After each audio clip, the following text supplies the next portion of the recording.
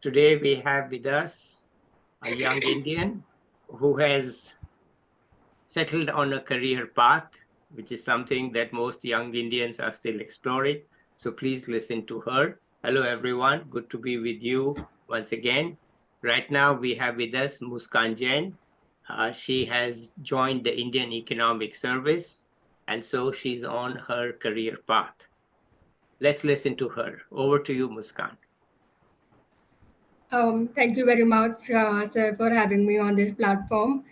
And I did go through your YouTube channel, looked at some of the past videos, and I realized that it's a great initiative. The way you are creating an ecosystem where young people come together and share their experiences and learn from each other. So I'm looking forward to share my 2 cents with some of my juniors. So thank you so much for having me. Okay, let's start. So I think I would start with a brief introduction about myself. Then moving on, we can talk a little about how I got into economics field per se, and then how Indian economic surveys. Moving on, we can briefly touch upon the how the training is structured. That some of the key points that I can think of for the people who are looking forward to build a career in economics. And frankly speaking, this the concept of mono speaking on this platform is a new for me, but I'll try my best to be able to share my experiences. Yeah, please, let's do So it. about me, my name is Muskan Jain. I hail from Delhi.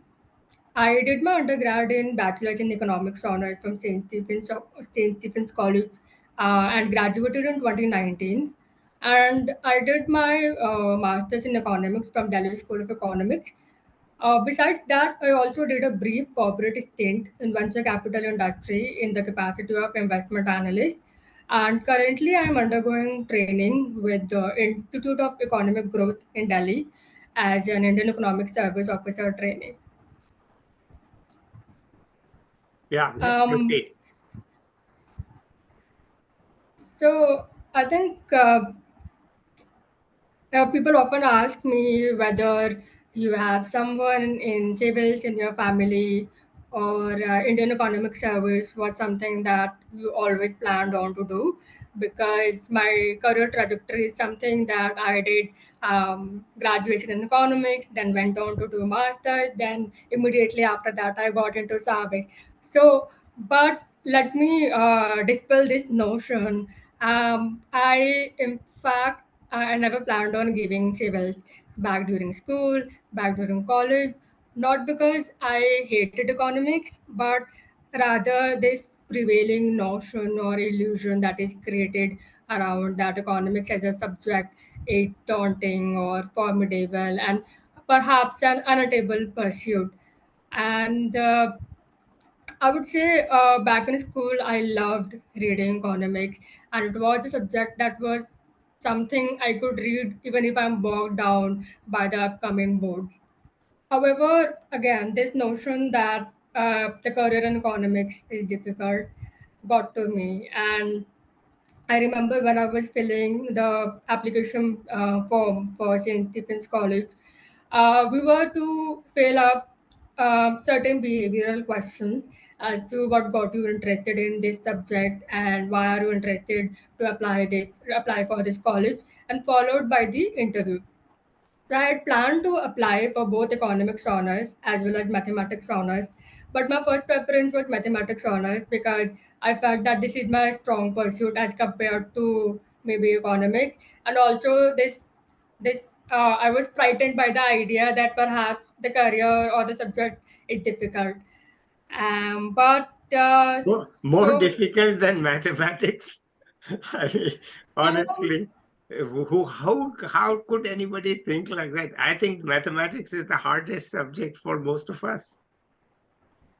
I think it all boils down to the kind of teacher that I had back in class 12. I remember looking forward to my class 12 examination of mathematics. Um, so it could be because of one of the amazing teachers that I had. But strangely, what happened, my brother was filling up the form for St. Stephen's College. And when once he had submitted the form, I did go through the form, and I realized that he has filled up mathematics honors as my first preference. Oh, sorry, he has filled economics honors as my first preference. And I remember I had a heated argument with him. Why did you do this? And I was literally upset because the once done, it's done. So, but so that was how I accidentally gotten into this subject. And during college as well, I remember one of my seniors had gotten through Indian Economic Service. It created quite a buzz around in college because there are limited number of seats. I set aside that thought then and there itself. I never thought I would give this exam later on in my life. But it was only once I was in Delhi school, I had cleared my first semester examinations, and I had the first semester results with, I think, first year results with me. And I remember I was feeling really grateful that I got through the first year because I all my life I had heard that people flunk in first year of D school. Yes, I have And heard that. I no, have it's heard that too. frankly a fact. It's frankly a fact. I don't know why that happens. So once I got through first year, it was then I realized that okay, my interest in economics is converting into a decent mark. I I can perhaps pursue a career in economics. It wasn't that I wanted to get into Indian economic service. It was rather my interest in public policy because this the unpredictability around the policy making and their outcomes is what makes it interesting. And I strangely realized this thing during my work experience as well. I will later on talk about that. So I did happen to work in a private sector between my graduation and post graduation, and so that is where I got my interest from policy making. And during that time, I happened to speak with some of my seniors who are already in the service. I got myself familiarized with what kind of service it is, the work profile, and once I realized that it is aligning with my interest, that is policy making and public policy, Hmm. I decided that I opt out of placements and go ahead with the preparation. So that's how I went about it. Okay.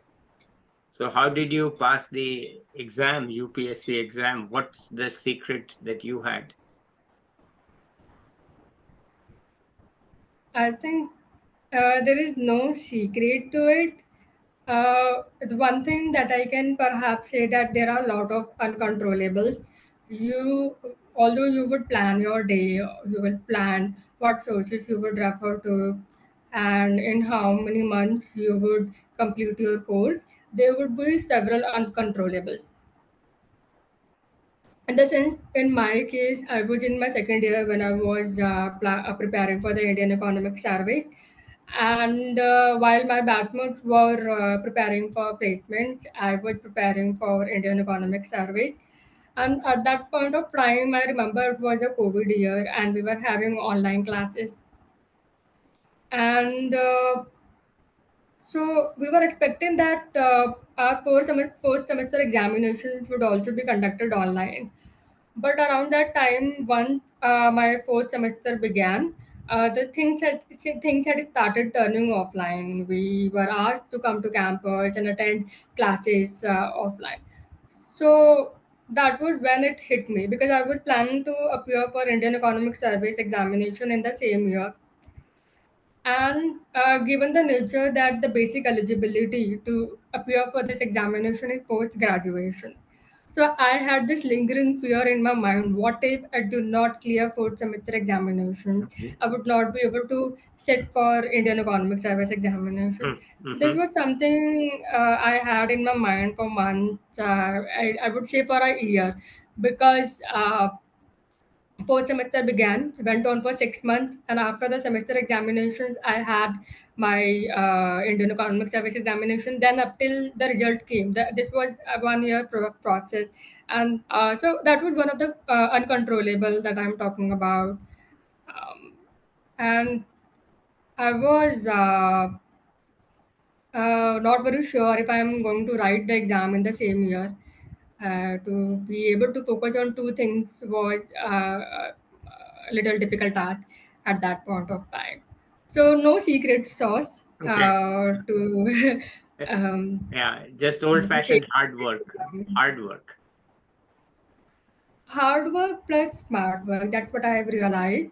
Um, Hard work is definitely there, and I think everyone, all my peers who were looking to sit for this examination, I feel that they would be people who would be more hardworking than me.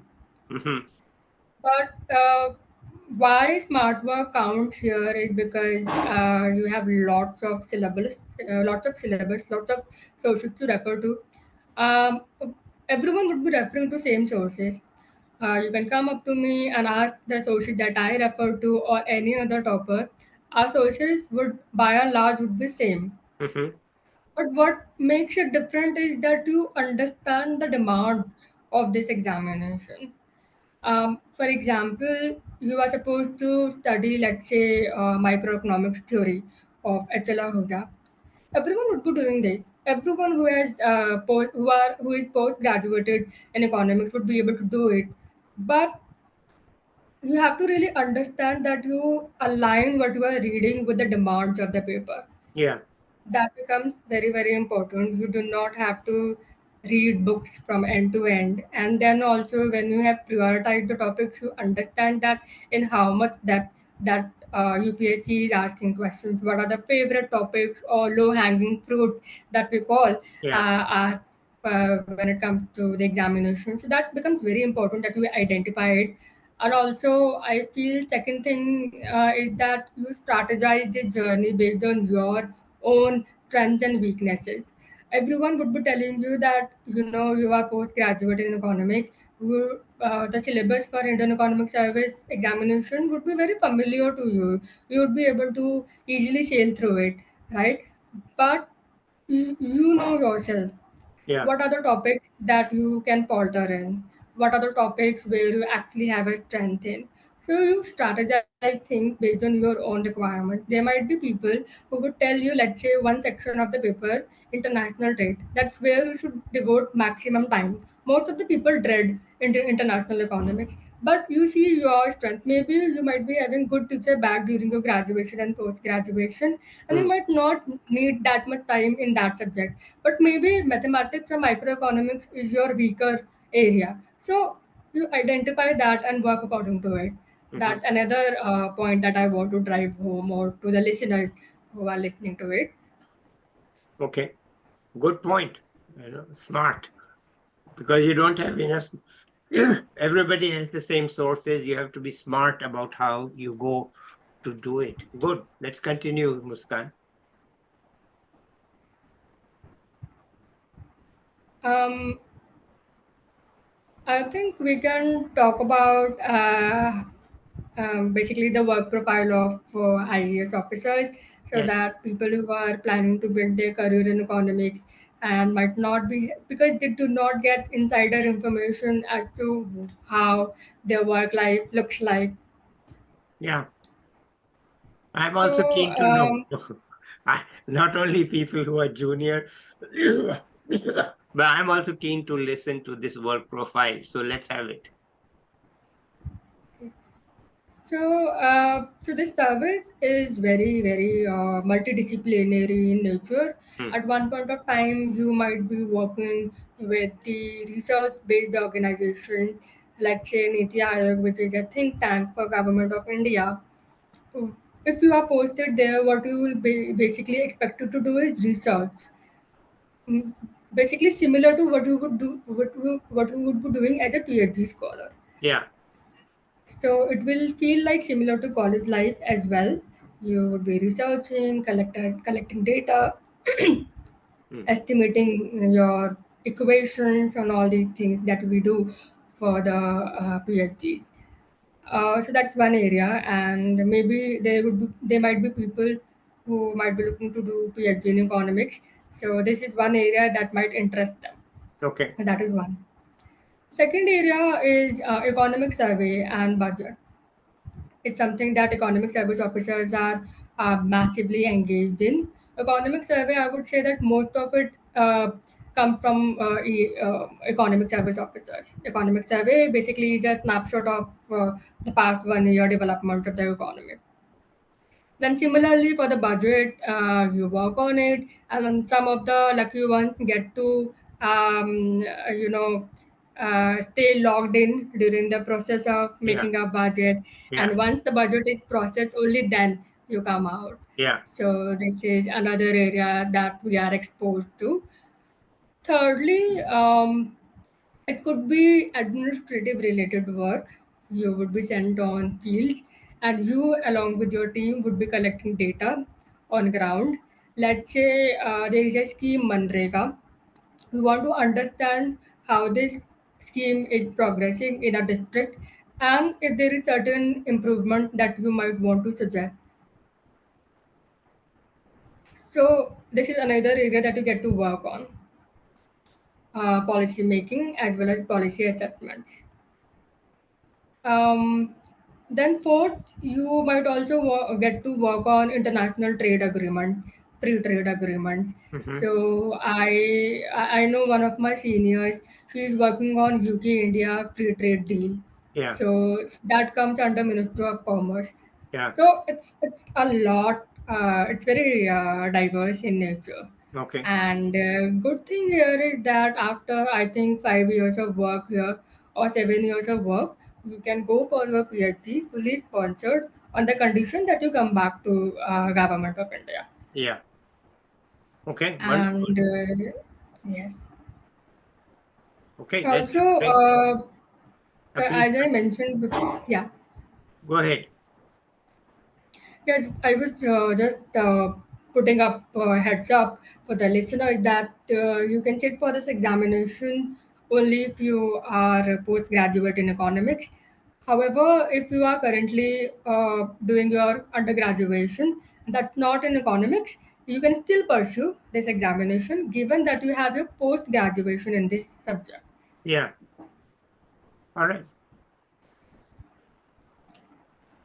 So that was majorly about economic service. Um, I think we can briefly touch upon the training as well. Okay. So what I've heard from my peers or my professors that is it that your training is mostly about core economics? Um, you would be exposed to econometrics tools, policy papers, all these stuff. But what I've realized once I've gotten into the service that the training is about everything but economics. Okay. So yeah, I remember within a month of the results, we were asked to join in Hyderabad for the foundation course.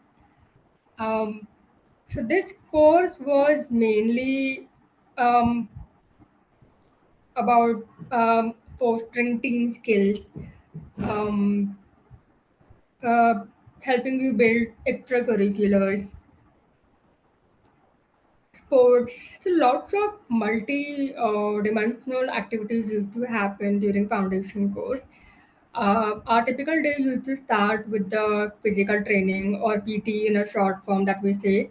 Then we used to move forward with the classes that used to go on till around 4 or 4:30 in the evening, and after that we would go on for mandatory extracurricular activity which could encompass dance, drama, musical instruments and stuff like that. Mm. And after that we would move with the sports activities. So this was how our typical day would look like. And during the course of the 3 months of foundation course, we were also exposed to um, village visit program which went on for 1 week. and also we were exposed to 1 week trek to Nilgiris.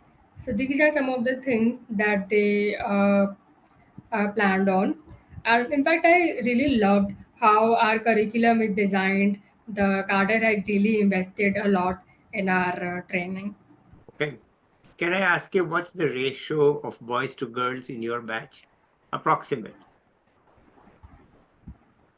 Um,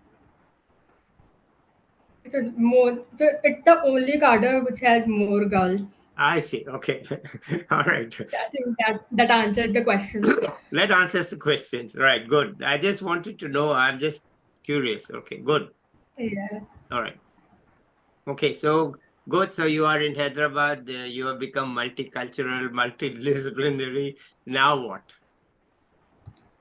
Yes. So then there are a lot of competitions. You can be representing clubs. There are competitions for best track group as well, best village visit group. So it's a lot. It's really a competitive environment, Mhm. and you learn a lot. You come out of your comfort zone, and somewhere the idea is that you realize your strengths. Lots of activities are happening. Somewhere you will definitely excel. You might Mhm. not be good at dance, drama, um, let's say musical instruments, but maybe sports is your strong pursuit. So what's Maybe yours? academics is your strong What's pursuit. yours? What's yours? I'm curious. What did you find out? Yes, What's your so strength? my photography, I love doing photography. That's one, I see. and along with my team, happened to win award for track group as well. I see. Okay. All right. And we happened to won a group for best club as well. It was a nature lovers and adventure sports club. This was another interesting part of the FC. Okay. So we conduct several adventurous activities as a part of club. All right. Okay. Wonderful. Now you're back in Delhi after that, right? Yeah. So foundation training was about fostering team skills, understanding your strengths and weaknesses, and then giving you much needed time to work on that. Moving on, you would Mhm. be given hands-on experience on policy implementation. Basically, that means you will be sent for the district attachment. So we were distributed or were sent to different districts. So some were sent to Rajasthan, some Uttarakhand, some Odisha, and some I remember Maharashtra. So a couple of states were selected from the country. I was sent to Rajasthan for 6 weeks. That is where you Which work district? with the people. Which district? It was Bara. Uh-huh. So you might not have heard about it. In fact, people who are from Rajasthan, I have not heard about it. It is So newly it was, created because one of the newly created districts. yes, yes, Yeah. sir. Yes, What was the that's original right. district from which it came? It was Kota. Kota. Yeah. Okay. Yes, All sir. right. Yeah. So And it was really, just for the viewers, that's the part of Rajasthan. That's not a desert. People call Rajasthan the desert state, but Kota and the area around it are not a desert at all. So it's completely different. But anyway, Muskan, let's hear from you, not from me. in fact, most of the Rajasthan is not desert. Yes. Desert. Yes. It's not. No. It's just that the NCRT books, so to say, in India, manipulate your mind to think that Rajasthan, camels, and deserts it are all synonymous words. Yeah. Um, so, so So you after go for this. Rajasthan, so after Rajasthan, Yes, yes. So you go for district attachment. So you would be sent in the pair of two. Basically, you have to assess how the ongoing schemes are performing in the district. You interact with the public as well as the people who are holding positions of authority or who are taking charge of schemes implementation in the district. You understand the dynamics of politics as well as policies. What are the challenges that these people are facing?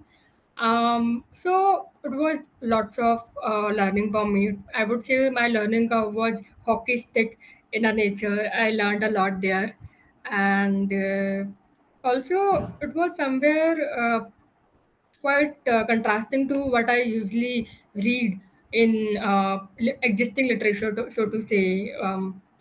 So, quite a good experience in terms of how policies have been implemented.